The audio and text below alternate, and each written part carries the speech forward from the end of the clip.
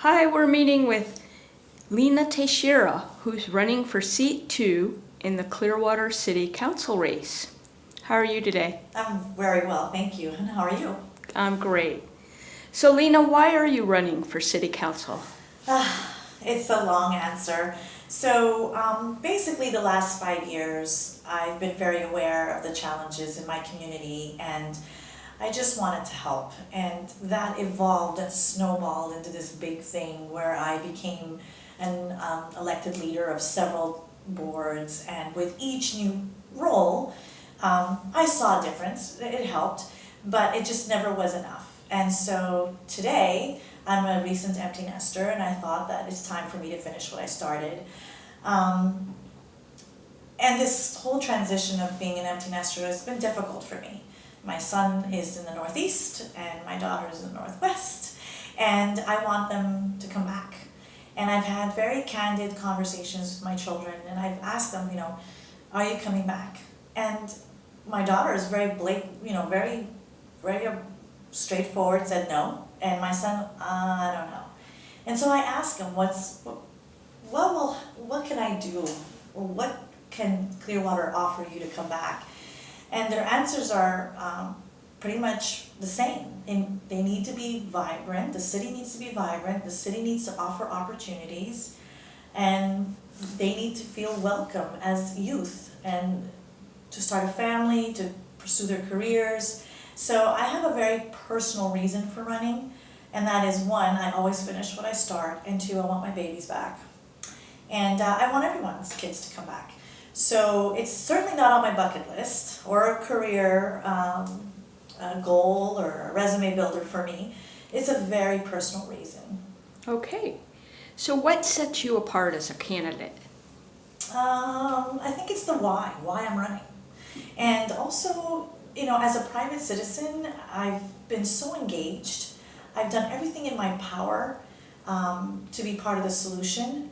I'm not a political animal. I'm a little bit too straightforward for that. I say what I mean what I say. I do have the courage to disagree with people, but before I do my research. I look at the facts, and my opinion is literally based on what's best for most. But some of my accomplishments, I'm very proud of. One of the ones that really touch my heart is the Dali Museum. I'm an artist, I'm a nurse, I'm a business owner, but my heart really is an artist. And to bring an international museum, internationally acclaimed museum like the Dali, even if it was for 6 months, to Clearwater, that was so special. And it began with just a dream. I literally went to bed thinking, how can I add to our city? And I woke up at, I think, 5:30 in the morning, and I had this dream of the Dali elephants walking down the street. And I thought, that's it. And it took me a while, a year and a half, but it came, and it was well received. We got Tampa Bay's best non-museum exhibit, and that's an award that I will cherish the rest of my life.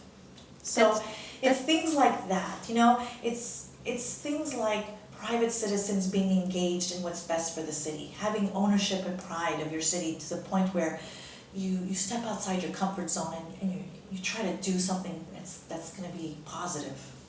That's awesome. So we're meeting here in the Ring, where you have an in-office downtown. Yes. Can you tell people about the Ring?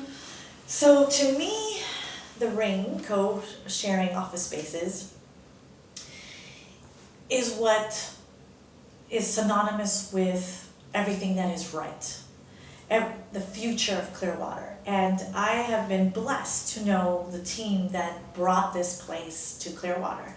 And even though I have no financial interest in this building, I was part of the creation of it in terms of they would share their ideas with me. And I saw how hard they worked to try to find the perfect products that were eco-friendly, and the design and all the logistics of it. And this team worked so hard. And so I feel proud to be here because this is the future. Being responsible for the environment, having a workspace that's healthy, sharing your space with talented people so you can be more productive and have it a healthy space. So when I think of the ring, I think of the future of Clearwater. So for those who don't know about the ring, tell us like the walls and the air. What sets it apart from an office building? It is completely healthy. And when I mean completely healthy, every effort has been made to procure supplies and decor that is completely eco-friendly. For example, in this room, we have the table is a slice of a fallen tree. There is no toxins on it, there's no varnish on it, it's all natural. Here is cedar wood. In other places, which smells great by the way, is Portuguese cork, which of course is special to me because I am from Portuguese descent. You know, we have clean air, we have no copiers. The copier is a central copier in a designated room with its own air system so that the fumes from the toner does not pollute the rest of the space. It just goes on and on. We have greenery everywhere. I feel like I'm in a forest. We have, I think, 16 or 18-foot slabs of fallen tree tables. We have scent control, light control. We even have a sleep pod for 20-minute naps because it has been proven that it increases productivity and mental health. And this space actually offers massages and yoga and healthy food, kombucha. Everything about well-being is being offered here. So to me, this is the future of Clearwater. That's awesome. I definitely breathe better when I walk Yes. into the ring. Yes. Okay, so why do you think diversity is important? And when I refer to diversity, first of all, I want to be very clear that diversity does not just mean age or race or gender. It means diversity in every way, in skill set, experience, education, socioeconomic background. It has been proven over and over again that when you have a team that brings to the table different talents, different history, different background, we are stronger.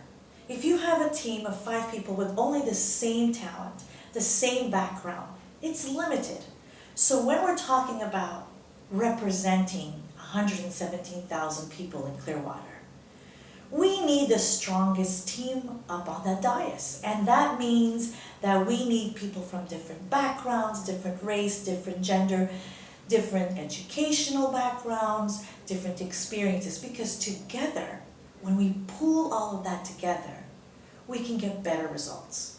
It's as simple as that. That's perfect.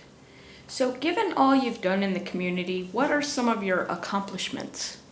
Well, like I said, some of our challenges kind of steered me into my accomplishments, but I think besides the Dali, that has a special part in my heart, the most grueling accomplishment that I did was after promoting the incentive plan to offset the challenges and the risk of opening up a business in a downtown that is desolate. I tried to promote the plan on all the social medias, including TV and print, and I saw that it wasn't gaining any traction.